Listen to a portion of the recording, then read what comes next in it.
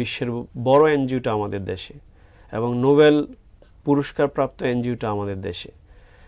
কিন্তু দুর্ভাগ্যজনক সত্য, এরপরও আমাদের দেশ থেকে কিন্তু দারিদ্রতা দূর হচ্ছে না। এখন সরাসরি দেখবেন প্রশ্ন উত্তর ভিত্তিক অনুষ্ঠান ইসলামী সমাধান, সৌজন্যে NCC bank, powered by NCC Islamic. NCC bank কার্ডে এই রমজানে শপিং, ডাইনিং ও ট্রাভেলিং এ পাচ্ছেন আকর্ষণীয় ক্যাশব্যাক এবং সেভিংস অফার। এনসিসি ব্যাংক, আপনার সাথেই সব সময়।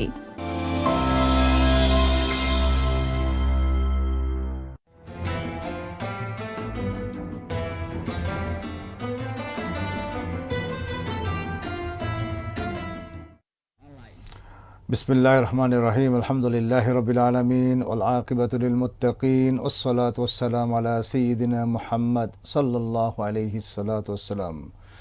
প্রিয় দর্শক, যারা কাছে এবং দূরে থেকে বাসির টিভি দেখছেন, সকলকে জানাচ্ছি আন্তরিক মোবারকবাদ।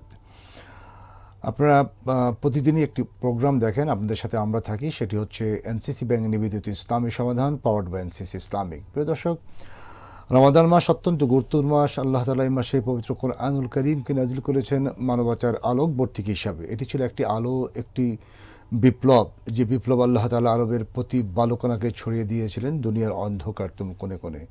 আর সেই বালুকণা দিয়ে প্রতিফলিত যে আলো, সে আলোতে বিলোকিত আমরা।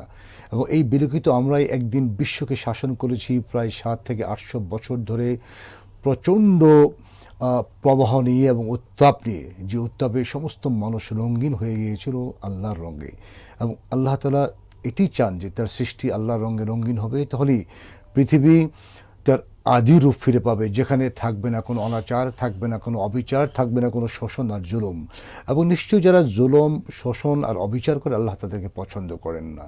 পৃথিবীব্যাপী যত ধরনের জুলুম শোষণ চলছে, তার মধ্যে একটি শোষণ হলো মানুষকে ঋণ দিয়ে সেই ঋণের উপর বেশি আদায় করা, কোনো কারণ ছাড়া অথবা কোনো শ্রম ডিপ্লয় করা ছাড়া। এবং এই কাজগুলো উপনিবেশ আমল থেকে আজ পর্যন্ত চলে আসছে। এবং এর মাধ্যমে যদিও আমরা তথাকথিত বহুজাগতিক ডেভেলপমেন্টের কথা বলি, কিন্তু এর বাইরেও ভিতর আরেকটি কান্না গুমরে গুমরে মরে, সেটি হচ্ছে যে আমি ঋণ নিলাম, কোনো কাজ করতে পারলাম না, অথবা ঋণ দিয়ে কোনো কাজ করা হলো না, তারপর আমাকে ঋণের উপর বেশি শোধ করতে হলো। এটি মানবতার জন্য একটি বিপর্যয়। এর বিপরীতে ইসলামের দারুণ সমাধান রয়েছে, আল কার্দুল হাসান রয়েছে আপনার ক্ষুদ্র বিনিয়োগ। আর এই বিষয়টির উপর আমরা আজকে আলোচনা করব। এটি অত্যন্ত গুরুত্বপূর্ণ আলোচনা, ইসলামে ক্ষুদ্র বিনিয়োগ ও আল কার্দুল হাসান। এই বিষয়টির উপর আমরা আলোচনা করার জন্য একজন অতিথিকে নিমন্ত্রণ জানিয়েছি আমাদের স্টুডিওতে। তিনি হচ্ছেন মোহাম্মদ আবু ইউসুফ, ইসলামী ব্যাংকার এবং president global society for Islamic finance. চলুন আমরা তার সাথে কথা বলি, এই বিষয়টার লব্ধ যে অভিজ্ঞতা আছে সেগুলো আমরা তার থেকে জেনে নিই, এবং এর মাধ্যমে আমরা আমাদের যে জ্ঞান, সেটাকে আমরা আরও সমুন্নত করব এবং আমরা এটাকে সমৃদ্ধ করব। জি জনাব আবু ইউসুফ, আসসালামু আলাইকুম। ওয়ালাইকুম আসসালাম, আপনাকে ধন্যবাদ এবং আমি সালাম জানাচ্ছি আমাদের বাসির টিভির সকল দর্শকদের। আপনি আপনার মূল্যবান সময় ব্যয় করে আমাদের স্টুডিওতে হাজির হয়েছেন, এই জন্য বাসি টিভির পক্ষ থেকে আপনাকে আন্তরিক মোবারকবাদ জানাই। আমাদের আজকের যে বিষয়বস্তু, সেটি হচ্ছে ইসলামে ক্ষুদ্র বিনিয়োগ এবং আল কার্দুল হাসান। তো আমরা প্রথমে আলোচনা করতে চাই ইসলামে ক্ষুদ্র বিনিয়োগ। এর বিপরীতে মাইক্রো ক্রেডিট নামে বিশাল একটা কর্মযজ্ঞ চলে আমাদের বাংলাদেশে, এবং এর মাধ্যমে যে ডেভেলপমেন্ট হয় না তা কিন্তু না, ডেভেলপমেন্ট হয়, কিন্তু এর পিছনে অন্য ইতিহাসও আছে। এটা আমরা আপনার কাছ থেকে জানার চেষ্টা করছি। জি ধন্যবাদ বিজ্ঞ সঞ্চালক। তো আপনি যেই বিষয়টি অবতারণা করলেন যে বাংলাদেশে মাইক্রো ক্রেডিট, আমরা জানি যে বাংলাদেশকে বলা হয় Bangladesh is a home of micro credits. এখানে বিশ্বের সবচাইতে বড় যেই এনজিও আছে ব্র্যাক, পাশাপাশি আশা সহ অন্যান্য বড় বড় মাইক্রো ক্রেডিট অর্গানাইজেশন আছে, গ্রামীণ ব্যাংক আছে। এবং বাংলাদেশের এই মাইক্রো ক্রেডিট সারা পৃথিবীকে তাদের ভাষায় আলোকিত করছে। কিন্তু তারপরে আমরা দেখছি যে মাইক্রো ক্রেডিট অর্গানাইজেশনগুলো থেকে ক্ষুদ্র ঋণ নিয়ে আমাদের ভাই বোনেরা, মানুষরা অনেকেই উপকৃত হচ্ছেন কিছুটা হলেও, এবং সর্বশান্ত হচ্ছেন সবচেয়ে বেশি। আর বাংলাদেশে এ পর্যন্ত তথ্য মতে আমরা জানতে পারি যে প্রায় 20,000 এইরকম মাইক্রো ক্রেডিট অর্গানাইজেশন আছে। তার মধ্যে খুবই অল্প সংখ্যক, প্রায় 34টি ইসলামিক মাইক্রো ফাইন্যান্স অর্গানাইজেশন আছে, তার মধ্যে খুব বেশি হলে 15 থেকে 16টি অ্যাক্টিভলি কাজ করছে। তো এই বিষয়টি কেন দরকার এবং মাইক্রো ক্রেডিটটা কেন প্রয়োজন, আর মাইক্রো ক্রেডিটের অ্যাগেইনস্টে মাইক্রো ফাইন্যান্সটা কীভাবে আর্থসামাজিক উন্নয়নে, দারিদ্রতা দূরীকরণে, ইকোনমিক এম্পাওয়ারমেন্টে কাজ করতে পারে, সেই বিষয়টি আজকে আলোচনার বিষয়। এবং পাশাপাশি ইসলামিক সোশ্যাল ফাইন্যান্সের অনেক ইনস্ট্রুমেন্টের মধ্যে একটি ইনস্ট্রুমেন্ট করদল হাসান, এটা নিয়ে আমরা কথা বলবো। তো আপনি যেমনটি বললেন যে ইসলামের যে সুমহান সৌন্দর্য ছিল, আদর্শ ছিল মানুষকে মুক্তি দেওয়ার জন্য, সেই মুক্তিটা শুধুমাত্র তাকে পরকালীন মুক্তি নয়, দুনিয়ার জীবনও যেন সে মুক্তি পায়, ইকোনমিক এমানসিপেশন, যেটা যে অর্থনৈতিক মুক্তি সে পাবে। এই জন্য আল্লাহ রাব্বুল আলামিন তো আমাদেরকে শিখিয়ে দিয়েছেন দোয়াটাও, যে রব্বানা আতিনা ফিদ দুনিয়া হাসানা, যে দুনিয়াতে হাসানা চাই, ওয়াফিল আখিরাতি হাসানা, তাই না? এবং ইসলাম কেবল আপনি যেটা বললেন যে জনগণকে আখিরাতে মুক্তি দেবে, তা কিন্তু না, এক্স্যাক্টলি, বরং পৃথিবীতে সকল ধরনের অবিচার অনাচারের নাগপাশ থেকে মুক্ত করবে, যাতে সে আল্লাহর স্বাধীন বান্দা হিসেবে নিজের জীবনকে বাঁচাতে পারে। এক্স্যাক্টলি। এবং আপনি চমৎকারভাবে শুরুতেই বলেছেন যে আল্লাহর রঙে যেন সে রঙিন হতে পারে, সিবগাত আল্লাহ। তাহলে আল্লাহর রঙে যদি রঙিন হতে হয়, তার একটি এমন লাইফ দরকার, বিউটিফুল একটা লাইফ দরকার, যেখানে তার দুশ্চিন্তা থাকবে না, অভাব অনটন থাকবে না, সে নিবিড় চিত্তে আল্লাহর ইবাদত বন্দি করতে পারবে, সমাজের মানুষের উপকার করতে পারবে। এখন একটি মানুষ যখন আমরা দেখছি যে সারাটা জীবনই চলে যায় তার ফাইন্যান্সিয়াল স্ট্রাগল করতে করতে, সে কিভাবে আরেকজনের উপকার করবে, তাই না? তো আমরা যদি এই বিষয়টি গভীরভাবে উপলব্ধি করি, আপনি জানেন যে এই ক্ষুদ্র ঋণ তথা ছোট ছোট যে বিনিয়োগ, এটা কারা নিচ্ছে? আমরা বাংলাদেশে যে ব্যাংকিং ইন্ডাস্ট্রিটা, সেই ইন্ডাস্ট্রির সুফলটা অনেকেই পাচ্ছে না, ভোগ করতে পারছে না, ফাইন্যান্সিয়াল ইনক্লুশনের মধ্যে নাই। এরকম যেই অজপাড়া গায়ে বা আমাদের যে ফাইন্যান্সিয়াল যেই রেগুলেশন, সেই রেগুলেশনের মধ্যে পড়ছে না, এই সমস্ত মানুষদের বেঁচে থাকার তাগিদে তাদের ছোট ছোট ব্যবসা করতে হয়। সেই ব্যবসা বাণিজ্য অথবা বিভিন্ন উদ্যোগকে ফাইন্যান্স করার জন্য তারা টাকা প্রয়োজন। এখনো তো আপনার নন ব্যাংক পিপল বলি বা আনব্যাংক পিপল এখনো মানে মেজরিটি, এক্স্যাক্টলি। তো এই সমস্ত মানুষ যখন তারা বাধ্য হয় জীবিকার তাগিদে আমাকে কিছু একটা করে খেতে হবে, তারা উদ্যোক্তা হতে চায়, তাদেরকে আমাদের দেশে 3 ধরনের সুবিধা দেওয়া হয় কনভেনশনাল, আপনি জানেন। প্রথমটাই হলো দাদন, যেটা চড়া সুদে তাদেরকে বিভিন্ন লোকের কাছ থেকে টাকা নিতে হয়। তো সুখবর হলো গভর্নমেন্ট রিসেন্টলি একটা প্রজ্ঞাপন করতে যাচ্ছেন যে ব্যক্তি পর্যায়ে এইরকম চড়া সুদ থেকে জনগণকে মুক্তি দেবেন, এটা কেউ দিতে পারবে না। দ্বিতীয় আছে হলো বাংলাদেশে স্পেশালাইজড কিছু ব্যাংক করা হয়েছিল, যেমন বাংলাদেশ কৃষি ব্যাংক। আমাদের ফার্মার্স যারা, কৃষক যারা আছেন, তাদেরকে কম সুদে ফাইন্যান্স করার জন্য। কিন্তু দুর্ভাগ্যজনক সত্য, আপনি জানেন একজন ব্যাংকার হিসেবে, যে আমাদের কৃষকরা সেই র্যাট ট্যাপিজমের মধ্যে পড়ে এই ফাইন্যান্সটা তারা খুব কমই অ্যাভিল করতে পারেন ব্যুরোক্রেটিক প্রবলেমের কারণে। তৃতীয় যেটা আমাদের দেশে আছে সেটা হলো এনজিও বা মাইক্রো ক্রেডিট। এখানে অনেক বড় বড় বিশ্বের বড় এনজিওটা আমাদের দেশে, এবং নোবেল পুরস্কার প্রাপ্ত এনজিওটা আমাদের দেশে। কিন্তু দুর্ভাগ্যজনক সত্য, এরপরও আমাদের দেশ থেকে কিন্তু দারিদ্রতা দূর হচ্ছে না। এর কারণটা কি? যদিও বলা হচ্ছিল যে দারিদ্র জাদুঘরে থাকবে। আমাদের doctor Yunus, professor doctor Mohammad Yunus, honourable chief adviser, উনি বলেছিলেন যে উনি খুব আন্তরিকভাবে চেয়েছিলেন যে সুদটা বা দারিদ্রতাটা, সুদের তাদের যেই কার্যক্রমের মাধ্যমে দারিদ্রতাটা জাদুঘরে থাকবে, অর্থাৎ দারিদ্রতা থাকবেই না। এই কথাটা ইসলামের স্পিরিটের সাথে যায়। কিন্তু বাস্তবিক অর্থে সুদভিত্তিক অর্থনীতির মাধ্যমে দারিদ্রতা দূর করা কখনোই সম্ভব নয়। আল্লাহ রাব্বুল আলামিন সূরা বাকারায় আপনি জানেন যে একটি আয়াতে বলেছেন, 276 নম্বর আয়াতে, ইয়ামহাকুল্লাহু রিবা ওয়া ইউরবিস সাদাকাত, যে আমি সুদকে তোমরা যতই প্রচারণা করে এটাকে বাড়াও না কেন, আমি এটাকে নিশ্চিহ্ন করব, আর সাদাকাকে বৃদ্ধি করব, তাই না? তো দুর্ভাগ্যজনক হলো আমরা বাংলাদেশের ইকোনমিক যে পলিসি আছে, সেই পলিসিতে আমাদের ইসলামিক ফাইন্যান্স বা ইসলামিক কমার্শিয়াল ফাইন্যান্স বা সোশ্যাল ফাইন্যান্স অথবা ইসলামিক টোটাল ইকোনমিক যে সিস্টেমটা, সেটা ইন্টিগ্রেটেড না, সেটা নিয়ে আমরা ফোকাস করছি না।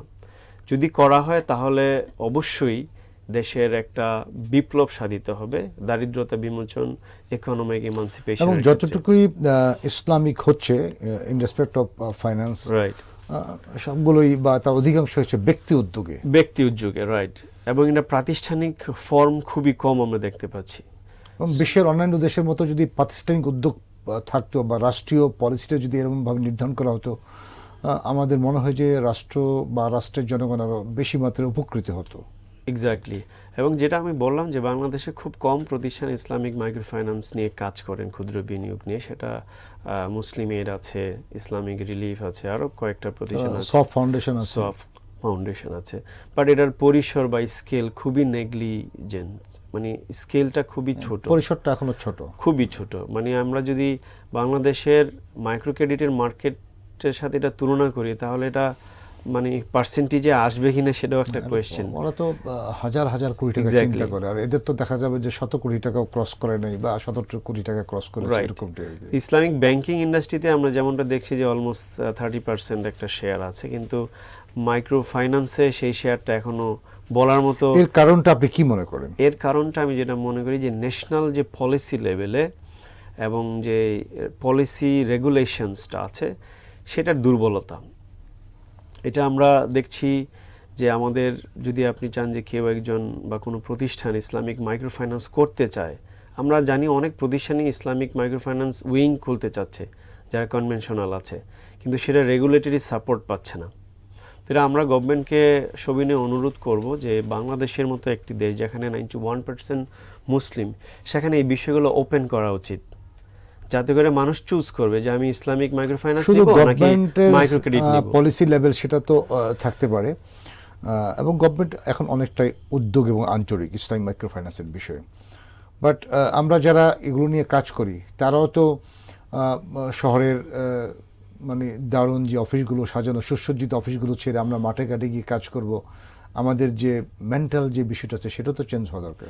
হ্যাঁ, একদমই অবশ্যই ঠিকই বলেছেন, অবশ্যই চেঞ্জ হওয়া দরকার। কিন্তু সরকারি যে উদ্যোগটার কথা আমি বললাম সেটা হলো প্রাথমিক প্রতিবন্ধকতা, ওখান থেকেই তৈরি হয়। এরকম অসংখ্য উদ্যোক্তা আছেন, তারা কর্জে হাসানা ফাউন্ডেশন করতে চাচ্ছেন, কর্জে হাসানা ব্যাংক করতে চাচ্ছেন, সাদাকা ব্যাংক করতে চাচ্ছেন, কিন্তু এই সাপোর্টটা তো আগের সরকারের সময় পাওয়া যায়নি। মাইক্রো ক্রেডিটের বিপরীতে ইসলামিক এনজিওগুলো বা প্রতিষ্ঠানগুলো তারা মাইক্রো ফাইন্যান্স প্রোভাইড করে। রাইট। এই দুটোর মাঝে আপনি পার্থক্যটা কি দেখেন?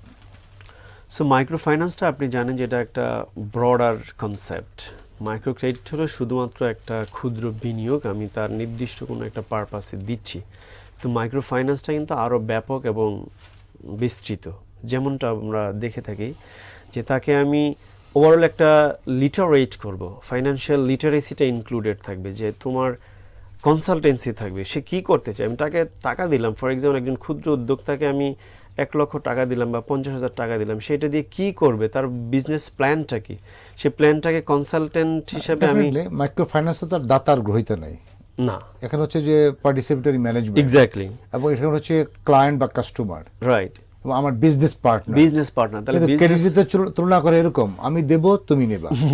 এক্স্যাক্টলি। এবং এত পার্সেন্ট এছাড়া আর কি পার্থক্য আছে? এটা একটা পার্থক্য যে আমি তাকে কনসালটেন্সি দিচ্ছি, তাকে আমি ক্ষুদ্র মানে ফাইন্যান্স করার পাশাপাশি তাকে আমি সঞ্চয় করার জন্য উদ্বুদ্ধ করছি, ব্যবসার যে পরিকল্পনা সেটা ঠিক আছে কিনা সেটাকে আমি হেল্প করছি। এইভাবে তখন যখন আমি তাকে রেডি করব তখন এটাও কি আছে কিনা যে মাইক্রো ক্রেডিটের টাকাটা দিয়ে দেয়, সে টাকাটা দিয়ে নিজের প্রয়োজন পূরণ করতে পারে বা অন্য কিছু করতে পারে, কিন্তু মাইক্রো ফাইন্যান্সে আসলে স্পেসিফিক গুডস বা স্পেসিফিক ইয়ার এগেইনস্টে নির্দিষ্ট কোনো পারপাসের এগেইনস্টে এখানে ফাইন্যান্সটা দেওয়া হয়, ফান্ড ডাইভার্সনের সুযোগ থাকে না। ফান্ড ডাইভার্সনের সুযোগ থাকে না। আর একটা বিষয় হলো মাইক্রো ফাইন্যান্সটা বিভিন্ন মুডে হতে পারে ইসলামিক ইকোনমিক এই সিস্টেমে। মুডগুলোর কথা আমরা শুনবো ছোট্ট একটা বিরতির পরে। জি, থ্যাংক ইউ। প্রিয় দর্শক, আপনারা চমৎকার আলোচনা দেখছেন ইসলামিক ক্ষুদ্র বিনিয়োগ এবং আল কার্দুল হাসানা এর উপরে। এটি আমাদের মানব জীবনের জন্য অত্যন্ত প্রাসঙ্গিক। ক্ষুদ্র বিনিয়োগ ছাড়া আমাদের গ্রামাঞ্চলে ডেভেলপমেন্ট করা আসলে সম্ভব না, এটাই স্বীকৃত একটা বিষয়।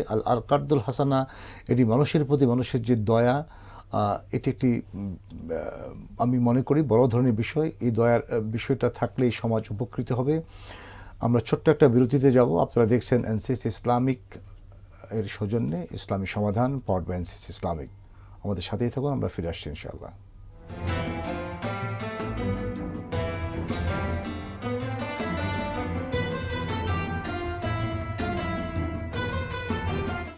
এনসিসি ব্যাংক কার্ডে এই রমজানে শপিং, ডাইনিং ও ট্রাভেলিং এ পাচ্ছেন আকর্ষণীয় ক্যাশব্যাক এবং সেভিংস অফার। এনসিসি ব্যাংক আপনার সাথেই সব সময়।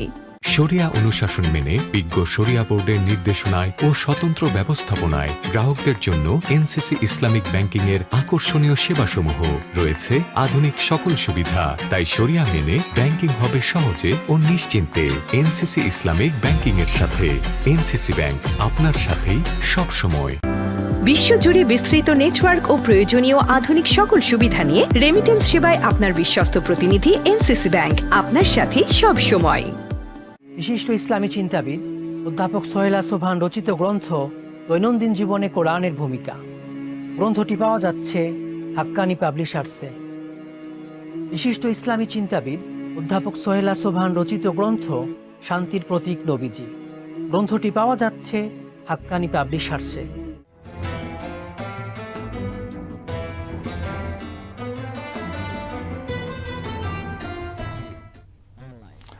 বিরতির পর আবারও আপনাদের স্বাগত জানাই এনসিসি ব্যাংক নিবেদিত ইসলামী সমাধান, পাওয়ার্ড বাই এনসিসি ইসলামিক। দর্শক, দারুণ আলোচনা চলছে ইসলামিক ক্ষুদ্র বিনিয়োগ ও আল কার্দুল হাসানের উপরে। চলুন আমরা আলোচনায় ফিরে যাই। জি, আপনি যেটা বলছিলেন যে পারপাসটা স্পেসিফিক থাকে, যার কারণে ফান্ডটা ডাইভার্ট করার সুযোগ পায় না মাইক্রো ফাইন্যান্সের ক্ষেত্রে। তো একটা বিষয় এখানে লক্ষণীয়, আমরা দেখি যে মাইক্রো ক্রেডিট যখন একজন ক্লায়েন্ট নিচ্ছে, তখন তার পারপাস থাকে অবশ্যই একটা ব্যবসা করে সে এটা থেকে ইনকাম করবে, তারপরে সেই মাইক্রো ক্রেডিটটা শোধ করবে এবং তারাও চলবে। কিন্তু দুর্ভাগ্যজনকভাবেও সত্য যেটা, সেটা হলো সে তার বেসিক নিডগুলো ফুলফিল করতে অর্ধেক টাকা খরচ করে ফেলে। কারণ তার বেসিক নিড তো আগে ফুলফিল করতে হবে, অন্ন, বস্ত্র, খাদ্য, বাসস্থান। অথবা সে প্রয়োজন একটা দেখায়, খরচ করে আরেকটাতে।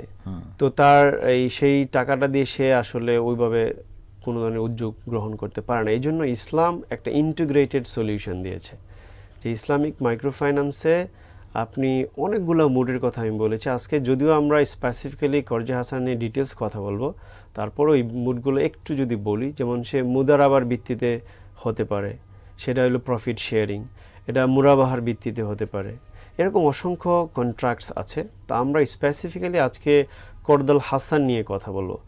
তো যারা শুনছেন তারা অবশ্যই জানেন যে কর্দাল হাসান আরবি শব্দ, যার বাংলা অর্থ হলো ইন্টারেস্ট, আমরা বলে থাকি সুদমুক্ত ঋণ, উত্তম ঋণ, ইন্টারেস্ট ফ্রি লোন বা বেনিভোলেন্ট লোন।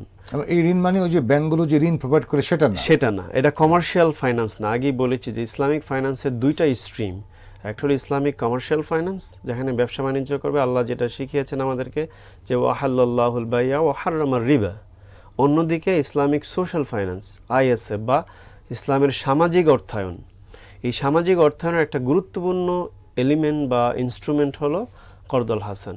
এই কর্দাল হাসান সম্পর্কে আল্লাহ রাব্বুল আলামিন পবিত্র কোরআনে 6টি জায়গায় স্পষ্ট করে দিক নির্দেশনা দিয়েছেন, আমাদেরকে উৎসাহিত করেছেন কর্দাল হাসান দেওয়ার জন্য। তো আমি প্রথমত যে বিষয়টা বলতে চাই, এটার কিছু বিশেষ বৈশিষ্ট্য আছে। কর্দাল হাসানের বিশেষ বৈশিষ্ট্যগুলো যদি আমরা পর্যালোচনা করি, এবং ইসলামিক মাইক্রো ফাইন্যান্সকে একটা অনন্য লেভেলে নিয়ে যাওয়ার জন্য এই কর্দাল হাসান ফান্ড আমরা ইউজ করতে পারি। কেন? প্রথমত এটা ইন্টারেস্ট ফ্রি। আমরা জানি যে আমরা ব্যবসা বাণিজ্য করলে সেটা হলো আমাদের প্রফিট ম্যাক্সিমাইজেশনের মুড থাকে, বাট এখানে আমাদের মূল উদ্দেশ্য হলো চ্যারিটি। আমরা মানুষকে তার পভার্টি সার্কেল থেকে বের করে নিয়ে এটা এক ধরনের ফিলান্থ্রপিক অ্যাক্টিভিটিস।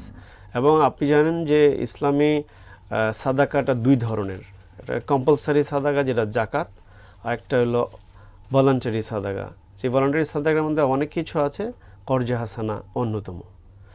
তো এখানে কর্জে হাসানায় প্রথম বিষয় হলো যে এটার কোনো ইন্টারেস্ট নেওয়া যাবে না। অর্থাৎ আমি ব্যক্তি অথবা কোনো প্রতিষ্ঠান যদি কাউকে টাকা দেয়, 1 লাখ টাকা দিল ফর এক্সাম্পল, তার কাছে 1 লাখ টাকাই ব্যাক করতে পারবে, বেশি নিতে পারবে না। এটা হোক সেটা by in the name of interest or in the name of profit. আমরা দেখে থাকি আজকাল কিছু অসাধু তারা in the name of profit বলে নেওয়ার চেষ্টা করছেন না, শব্দ তবে দিয়ে তো আর চেঞ্জ করা যাবে না। তবে যাকে আমি দিচ্ছি সে যদি স্বাবলম্বী হয়, এম্পাওয়ার্ড হয়, এরপর যদি সে কিছু বেশি দিতে চায় এই ফান্ডে, যে আমি এই ফান্ড থেকে উপকৃত হয়েছি, আপনাদেরকে আমি একটু বেশি দিলাম, আপনারা এই ফান্ডটাকে আরো বড় করেন। কোনো কাস্টমারি প্র্যাকটিস থাকা যাবে না, কোনো ডিমান্ডও থাকা যাবে না। জি, দ্বিতীয় যে বিষয়টা এখানে বৈশিষ্ট্য, সেটা হলো তাকে রিপেমেন্টটা কিভাবে হবে। রিপেমেন্টটার জন্য আমি তাকে কি বেঁধে দিব যে আপনি 1 মাসের মধ্যে দিতে হবে, 2 মাসের মধ্যে দিতে হবে বা এত টাকা করে দিতে হবে? নো, আমাকে দেখতে হবে যাকে আমি দিচ্ছি তার এবিলিটিটা কি। সে যদি আমাকে 1 বছরের মধ্যে দিতে পারে কয়েকটা ইনস্টলমেন্টে, সেটা করা যেতে পারে। So this is through mutual, এবং মিউচুয়ালি একটা সচরাচর Exactly. টাইম ফ্রেম থাকা ভালো। একটা টাইম ফ্রেম থাকবে, but we have to ensure এবং সে যদি ওই টাইম ফ্রেমের ভিতরে পরিশোধ করতে না পারে, টাইম বাড়িয়ে দেওয়া যেতে টাইম পারে। বাড়িয়ে দেওয়া যেতে পারে। বাট আমার আমাদের একটা প্রশ্ন যে জি এই যে আপনার এই কাজটা করা ফিলান্থ্রপিক অ্যাক্টিভিটিস, এবং আপনি কোনো কিছু নেবেন না, তাহলে এটা করতে গিয়ে একটা অর্গানাইজেশন দরকার হয়, বা কোনো ব্যক্তি যদি কাজ করে তার কিছু খরচপাতি আছে, সেটা সে কি করে নির্বাহ করবে, নাম্বার 1। নাম্বার 2 হচ্ছে এই ধরনের ফান্ড সে কোত্থেকে পাবে? এক্স্যাক্টলি। তো আমি আগেই বলেছি যে একটা ইন্টিগ্রেটেড সলিউশন লাগবে। আমাদের প্রোডাক্ট শুধু কর্জে হাসানা থাকবে তেমন নয়, এখানে আর অনেকগুলো কাজের মাঝে আরো এটা একটা কাজ অনেকগুলো হবে। কাজের মাঝে সে এই কাজটা অবশ্যই করবে, কারণ এই কাজে আমরা তাকে অন্যগুলোতে লাভ করবো আর এখানে আমরা ছাড় দেব। এক্স্যাক্টলি, যে এইটা আমার মডেলটাই হবে এরকম, আমি ব্যবসা বাণিজ্য করে লাভ করব আর এখানে আমি ফিলান্থ্রপি করব, এবং এটা খুব ভালোভাবে যেন আমি করতে পারি। আপনার জানা মতে বাংলাদেশে কোনো প্রতিষ্ঠান আল কার্দুল হাসানা নিয়ে কাজ করে? এই পর্যন্ত এই মডেলে আমরা যেটা বলছি, কোনো প্রতিষ্ঠান আমার জানা মতে বড় ধরনের কোনো কাজ করছে কোরআনে না। কারীমের সে অমোঘ বাণী, এক্স্যাক্টলি, মানজাল্লাযী ইয়াকরিদুল্লাহ কারদান হাসান, আর কে আছে যে আল্লাহকে উচ্চম ঋণ দিবে, জি এটার বাস্তবায়ন আমরা কিভাবে দেখব? এক্স্যাক্টলি, এটাই যে আপনি যেটা বললেন সূরা বাকারার যে 245 নম্বর আয়াতটা, এবং এরপরেই কিন্তু আল্লাহ রাব্বুল আলামিন বলছেন যে যারা এটা করবে তাদেরকে কি করব আমি, ওয়ুদ্দাইফাহু লাহু আদাফান কাসীরা, যে আমি বহুগুণে বহুগুণে বৃদ্ধি করব। বাড়িয়ে দিব। কিন্তু আমাদের বাংলাদেশে তো আল কার্দুল হাসানা দিয়ে দেওয়ার সময় মানে অনেকে বলে যে দেওয়ার সময় যে জুতাটা নতুন থাকে, আদায় করতে গিয়ে সেই জুতা ছেড়ে যায়। তো এখানে তো আপনি তাহলে আমাদের এই যে আমাদের মেন্টালিটিটা, হুম যে আমি আল কার্দুল হাসানা পেয়েছি, বা আমরা ব্যক্তিগত যে হাওলাত বলি, ঋণ বলি, আল কার্দুল হাসানার মধ্যে পড়ে, এই যে আমরা পেলাম সেটা শুকরিয়া আদায় স্বরূপ আমরা কেন নির্দিষ্ট টাইম ফ্রেমে আমাদের দেয়া কথা অনুযায়ী আমরা পরিশোধ করি না? আমাদের ইমানে নিশ্চয়ই ঘাটতি আছে। এটা যেমন সত্য, ইমানে ঘাটতি থাকতে পারে, দ্বিতীয়ত তার এবিলিটিটা ওইভাবে গ্রো নাও করতে পারে। সো আমি যেহেতু দিচ্ছি আল্লাহকে সন্তুষ্টি করার জন্য, এবং আমার উদ্দেশ্য কিন্তু ফিলান্থ্রপি, আমার যেহেতু এই টাকাটা যদি কোনো কারণে না দিতে পারে, তাহলে আমার মনে হয় যে দিচ্ছে তার উচিত এটা না, ছেড়ে দেওয়া উত্তম, ছেড়ে কিন্তু দেওয়া আমি ছেড়ে উত্তম। দিতে বাধ্য না। ছেড়ে দিতে আল বাধ্য না, কার্দুল হাসানার নিয়ম হচ্ছে আমি যে অ্যামাউন্টটা দিচ্ছি সেটা সে ফেরত দিবে। ফেরত দিবে। কিন্তু আমার প্রশ্ন হলো, আমি তো তাকে দিচ্ছি তার পভার্টি সার্কেল থেকে বের করে নিয়ে আসার জন্য। আমি যে টাকাটা দিয়েছি তা দিয়ে যে তার পভার্টি সার্কেল থেকে আটকেই থাকে, না, আমি তাকে সে কিভাবে দিবে? প্রয়োজনে আমি তাকে আরো দিব। পভার্টি লেভেলটা আমি রিমুভ বা ডিসপোজ করার জন্য কাজ করছি, ঠিক আছে, বাট আমি তো তার ব্যক্তিগত প্রয়োজনীয় আল কার্দুল হাসানা দিই, রাইট। সেক্ষেত্রে তো আমরা পরিশোধ করি না। তো এটা অবশ্যই আমাদের কমিটমেন্টের বড় ঘাটতি, অবশ্যই এই ব্যাপারে কোনো সন্দেহ এবং নেই। এই যে আমরা কমিটমেন্ট করে নিয়ে আসি যে আমরা পরিশোধ করব অমুক দিন অমুক টাইমে, আমরা করি না। বাট আল কোরআনুল কারীম বলছে ইন্নাল আহাদা কানা মাসউলা, প্রত্যেকটা অঙ্গীকার সম্পর্কে জিজ্ঞাসাবাদ করা হবে। Exactly. আল্লাহ বলছেন আল্লাহ তার অঙ্গীকারকে ভঙ্গ করেন না। রাইট। আবার আল্লাহ বললেন যে তোমরা আল্লাহর গুণে গুণান্বিত হও। এই বিষয়গুলো আমাদেরকে ধারণ করতে এই যে আমরা একটা টেলিকেস্ট্রি মার্কেট জীবন যাপন করি, হ্যাঁ, Exactly. কিছু ক্ষেত্রে মানি, কিছু ক্ষেত্রে মানি না ইসলামকে, এই ব্যাপারে ইসলাম কি বলে? ইসলামের যে সৌন্দর্য ছিল যে মানুষের সহায়তার জন্য দৌড়িয়ে আসবে, এগিয়ে আসবে, তাই না? ওয়াসারি ওয়াইলা মাগফিরা, মানুষের কল্যাণের জন্য, মাগফিরাতের জন্য আমরা দৌড়িয়ে আসবো। কিন্তু বর্তমানে আমরা দেখছি যে কাউকে আমরা ঋণ বা ধার দিতে চাই না, ব্যক্তিগত পর্যায়েও সম্পর্ক নষ্ট হয়। সম্পর্ক নষ্ট হয় ধার দিলে, এই কথাটা ব্যাপকভাবে প্রচলিত। এই জন্য আমাদেরকে একজন ট্রু মুসলিম হিসেবে আমাদেরকে অবশ্যই ইসলামের যে মৌলিক বিধান আছে, ওয়াদা রক্ষা করা। মুসলিম তো ট্রু আছে, কিন্তু প্র্যাকটিসিং কিনা, Practice- this is the question. Practice না হলে ট্রু হবে না। আমি মানে যদি আমরা অনেকে বলি না যে ভাই আমি সত্যি মুসলমান, আমার বাপদাদা মুসলমান, আমি তো নামাজ পড়ি, আমি তো প্র্যাকটিস করছি না আমার সেটা কাজে কর্মে।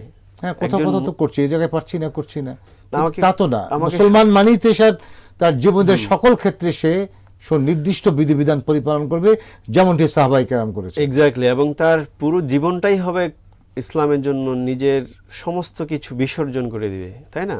কুল ইন্না সলাতি ওয়া নুসুকি ওয়া মাহইয়ায়া ওয়া মামাতি লিল্লাহি রাব্বিল আলামিন। আমি কি সেটা করতে পারছি? না। যে আমার নামাজ, আমার জীবন, আমার মরণ, আমার কুরবানি, আমার সবকিছু আল্লাহর জন্য উৎসর্গীকৃত।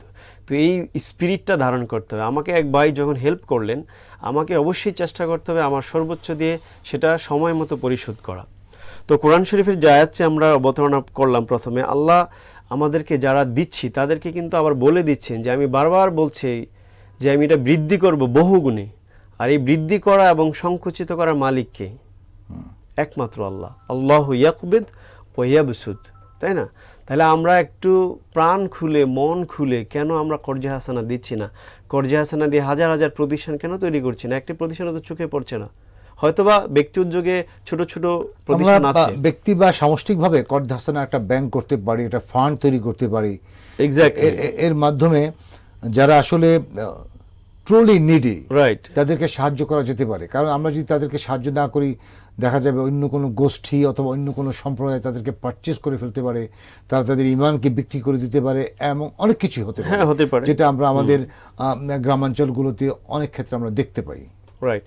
তা আপনি যথার্থই বলেছেন, কারণ মানুষ যখন নাকি দারিদ্রতায় পড়ে তখন সে কুফরের দিকে ধাবিত হয়, তাই না? তাহলে দারিদ্রতা থেকে দূর করতে না পারলে ওই মানুষকে দিয়ে আপনি সোনার মানুষ, ভালো মুসলিম তৈরি করা সম্ভব না। দারিদ্রতা একটা অভিশাপ। আল্লাহ রাসূল তো আমাদেরকে দোয়া করতে বলছেন, আল্লাহুম্মা ইন্নী আউযু বিকা মিনাল কুফরি ওয়াল ফাকরে, এক্স্যাক্টলি, যে আমি দারিদ্র থেকে পানাহা চাই, আর চাই কুফরি থেকে পানাহা চাই। তার মানে দারিদ্রতা আর কুফরি কাছাকাছি বলা হয়েছে। কারণটা কি? কারণটা হলো মানুষ যখন দরিদ্র, তার হিতাহিত জ্ঞান শূন্য হয়ে যায়, তখন সেই মৌলিক যে মানবিক গুণাবলী সেগুলো ভুলে যায়। আমরা দেখছি যে মানুষকে খুনও করে ফেলছে, তাই না? তো এই জন্য এই কর্জে হাসানার ব্যাপক প্রভাব, ব্যাপক প্রয়োগ যদি আমাদের সমাজে যারা প্রভাবশালী আছেন আর্থিকভাবে, যাদের সারপ্লাস ফান্ড আছেন, হ্যাঁ, তারা নিশ্চয়ই সে ফান্ডটা ফেরত পাবেন, কিন্তু তারা তাদের ফান্ডটা দিয়ে দিতে পারেন মানবতার খাতিরে, মনুষ্যত্বের জন্য। এখন এখানে একটি চ্যালেঞ্জ যেটা আমরা দেখছি, যেটা প্রপার ম্যানেজমেন্ট একটা চ্যালেঞ্জ। ব্যক্তিগত পর্যায়ে প্রপার ম্যানেজমেন্ট করা সম্ভব নয়, এই জন্য প্রতিষ্ঠান দরকার। প্রাতিষ্ঠানিকভাবে ইন্ডিভিজুয়ালিস্টিক অ্যাপ্রোচ থেকে বের হয়ে আমরা প্রাতিষ্ঠানিক অ্যাপ্রোচে যদি যেতে পারি, তাহলে এটা একটা বিশাল কাজ হবে, যা বাংলাদেশের সোশিও ইকোনমিক যে ডেভেলপমেন্টে একটা বিশাল হাতিয়ার হিসেবে কর্জে হাসানা কাজ করবেন। আরেকটি সূরা, যেমন সূরা হাদিদের 11 নম্বর আয়াতেও সেম কথা আল্লাহ রাব্বুল আলামিন বলেছেন যে মানজাল্লাযী ইউকরিদুল্লাহ করদান হাসানা, যে কে আছো দিবা, ফায়ুদাইফাহু লাহু, তারপরে ওয়ালাহু আজরুন কারীম, যে তুমি যদি দাও তাহলে তোমার কি লাভ হবে, তোমার এটা আমি বহুগুণে বাড়িয়ে দেবো। বারবার আল্লাহ কিন্তু এই কথা বলছেন, বহুগুণে বাড়িয়ে দেবো এবং তোমাকে সম্মানিত করব। কোথায়? দুনিয়া এবং আখিরাতে। তো এই যে বিষয়গুলো আমরা অনুধাবন করতে হবে। আমরা তো মুসলিম এখন বাই নেম অনলি, আপনি যেমনটা বললেন, আমাদের ভিতরে এই বিষয়গুলো খুব ভালোভাবে কাজ করে না, যে আমরা আমাদের জীবনটাকে শুধুমাত্র নামাজ, রোজা, হজ, যাকাতের মধ্যেই সীমাবদ্ধ নয়, আমাদের টোটাল যেই লাইফটাকে we have to dedicate it two ইসলাম, সেইভাবে আমাদেরকে তৈরি করতে হবে। এবং আমাদের ইকোনমিক লাইফ নিয়ে যদি আমরা কথা বলি, কয়টা লোক আমরা ইকোনমিক লাইফ ইসলামের আলোকে আলোকিত করছি? এবং এখানে ন্যাশনালি আমরা যদি দেখি যে বাংলাদেশে ইসলামিক ইকোনমিক যে সিস্টেমটা কতটুকুন প্রচলিত আছে, either Islamic commercial finance or না, এটা তো একজন মুসলিম হিসেবে দায়িত্ব তার জীবনকে পূর্ণাঙ্গ বোধের আলোকে ইসলামের দিকে ধাবিত করা। রাইট, আপনি চমৎকার আলোচনা করেছেন। সময় পাইলে আমরা আরো শুনতাম আপনার থেকে। আপনাকে আন্তরিক ধন্যবাদ বাসী টিভির পক্ষ থেকে। ধন্যবাদ। আমরা সময় পেলে এই বিষয়ে আসলে বিস্তারিত আর অনেক কিছু বলার আছে, এটা একটা ভাস্ট সাবজেক্ট। ধন্যবাদ আপনাকে, ইনশাআল্লাহ আবারও কথা হবে। প্রিয় দর্শক, আমরা চমৎকার আলোচনা শুনছিলাম ইসলামের ক্ষুদ্র বিনিয়োগ ও আল কার্দুল হাসানা এর উপরে। মানুষ সামাজিক জীব, সামাজিক যে দায়বদ্ধতা আছে এর থেকে মানুষ কোনো ক্রমে বাইরে যেতে পারে না। আমি একা একা বড় হব, আমার সমাজ ছোট হয়ে থাকবে, অথবা সমাজ বড় হবে আমাকে ফেলে রেখে, আসলে কোনো পক্ষে এটা সম্ভব না। আমরা একে অপরের পরিপূরক। আল্লাহ রাসূল বলেন, আল্লাহু ফি আউনিল আবদি মা কানাল আবদু ফি আউনি আখি। আল্লাহ তাআলা ওই বান্দার সাহায্যে থাকেন যে বান্দা তার ভাইকে সাহায্য করে। অন্যত্র আল্লাহ রাসূল বলেন, ইরহামু মান ফিল আরদি ইয়ারহামুকুম মান ফিস সামা। তোমরা জমিনবাসীর উপর রহম করো, তাহলে আকাশের যিনি মালিক তিনি তোমাদের উপর রহম করবেন।